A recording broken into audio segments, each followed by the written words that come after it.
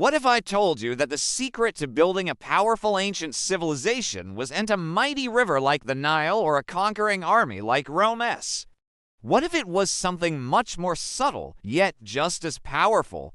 Today, we're journeying back in time to the arid landscapes of ancient Yemen to uncover a story of human ingenuity, power, and the one resource that controlled everything: water. This isn't just a history lesson. It's a look at how a civilization thrived against the odds, building a world of wealth and influence from just a few precious drops. Imagine a land where rain is a rare and celebrated event. A land of rugged mountains and dry, sun-scorched valleys. This was the challenge faced by the people of ancient Yemen. Unlike the great river civilizations of Egypt or Mesopotamia, they couldn't simply plant their crops along the fertile banks of a predictable river. Their survival, their very existence, depended on capturing every single drop of seasonal rainfall. Failure wasn't an option, so what did they do? They became masters of engineering. They didn't build pyramids or grand colosseums. Instead, they built something far more essential for their world: intricate systems of dams, canals, and terraces. The most legendary of these was the Great Dam of Marib. This wasn't just a wall to hold back water.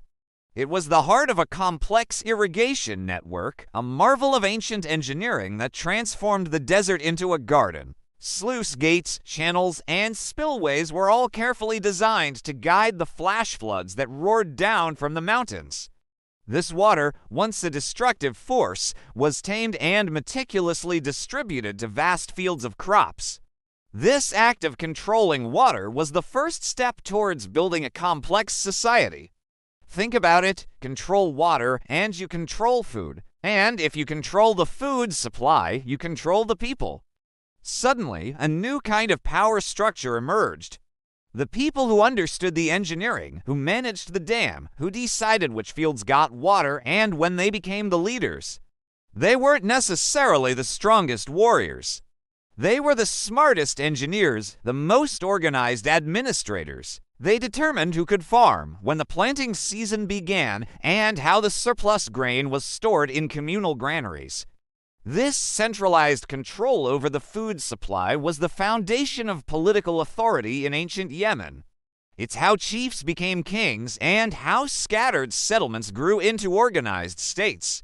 With a stable food supply, something truly remarkable happened. For the first time, people in this part of Arabia had a surplus. They had more than they needed just to survive. This surplus freed up a portion of the population to specialize in other skills.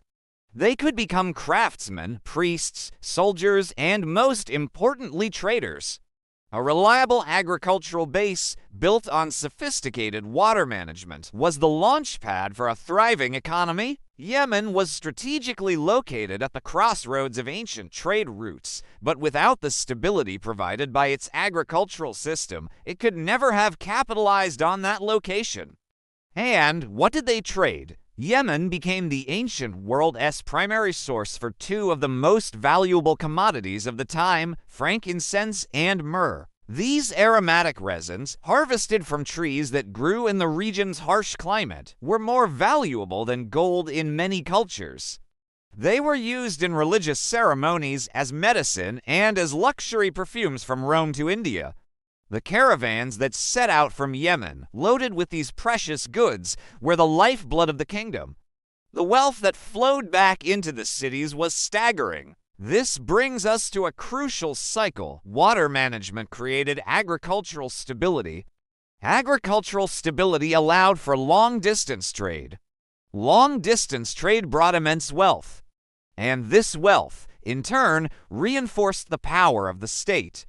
The rulers could use this money to maintain the dams, expand the irrigation systems, protect the trade routes, and build impressive temples and palaces. The Great Dam of Marib wasn't just an agricultural project. It was a statement of power and prosperity, a symbol of a kingdom that had mastered its environment. This unique model of civilization, built on systems rather than conquest, allowed Yemen to flourish for over 1,000 years. It was a society that understood the delicate balance between humanity and nature. They didn't have an overflowing river to rely on, so they built their own. They didn't have vast fertile plains, so they created them on the mountainsides with terraced farming. This was a civilization defined by its ingenuity, its ability to solve problems, and its deep understanding of its environment. The political structure, the economy, the culture, it all flowed from the way they managed water. This is a powerful reminder that there isn't just one path to building a great civilization. While empires like Rome expanded through military might, the kingdoms of ancient Yemen, like Saba, built their power on a foundation of engineering and resource management. They demonstrate a different kind of strength, the strength of sustainability, of careful planning, and of a community working together to overcome the challenges of their landscape.